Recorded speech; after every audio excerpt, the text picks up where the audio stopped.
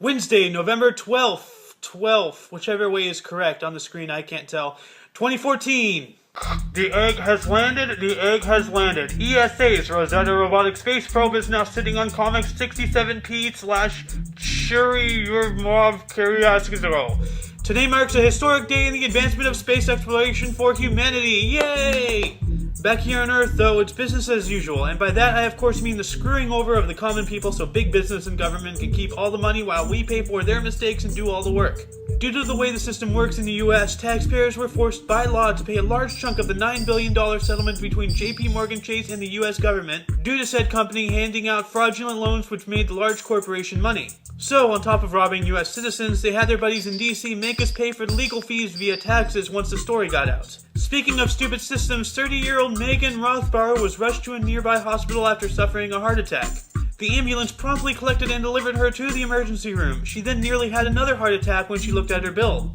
She had insurance, but the ambulance took her to a hospital out of her coverage zone, so now instead of facing a maximum out-of-pocket bill of $1,500, her life-saving visit to an uncovered emergency room is set to cost $50,000 or more due to her 10-day stay because she was in a medically induced coma after she had spent 6 days in a cardiac unit. So, you mean to tell me that not only did her insurance not cover the hospital, or vice versa, but now her bill is crazy high because the hospital itself put her in a coma and she needs to pay for that?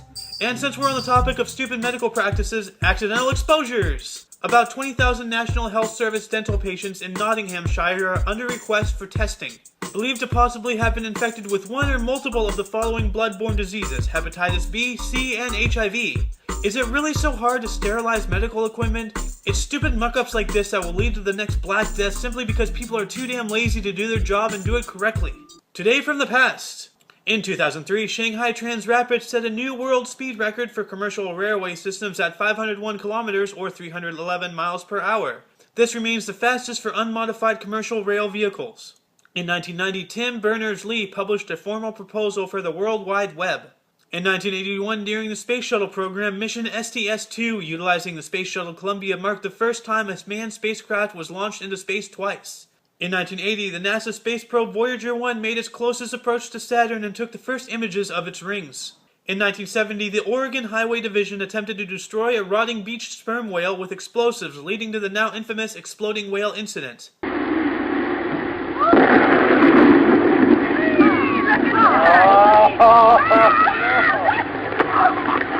Alright, Fred, you can take your hands out of your ears. Here comes the pieces of In 1942, during World War II, the naval battle of Guadalcanal between Japanese and United States forces began near Guadalcanal. The battle lasted for 3 days and ended with a U.S. victory. In 1941, during World War II, temperatures around Moscow dropped to negative 12 degrees Celsius as the Soviet Union launched ski troops for the first time against the freezing German forces near the city. In 1942, once again, also during World War II, Soviet Foreign Minister Vyacheslav Molotov arrived in Berlin to discuss the possibility of the Soviet Union joining the Axis powers. In 1936, in California, the San Francisco-Oakland Bay Bridge opened to traffic. In 1933, Hugh Gray took the first known photos alleged to be of the Loch Ness Monster. And in 1439, Plymouth, England became the first town incorporated by the English Parliament. Burse, Batman, 1992. Disco Inferno, 1968. Michael Moore War, 1967. Charles Manson, 1934. Deaths, Cnut the Great, 1035. Geek News. P.E.T.A, the crazy group that brought you Pokemon Black and Blue, is bringing yet another offshoot game thing, this time in Minecraft. If you have ever dreamed of a virtual blocky world where you can't kill the virtual blocky animals and wish to eat the virtual blocky fruits and vegetables instead, then this server is for you! It also has a virtual blocky version of their headquarters, so when you're fed up with how stupid this organization is, you know the layout of their main building. What you do with that knowledge is up to you, and I take no responsibility. And that is it for the show today. Links to everything I've talked about, as well as more information on those stories, as well as more stories I did not report on during today's show, are in the underbar. Don't forget to look right and left at every intersection and rate 5 thumbs and subscribe. You will see me tomorrow.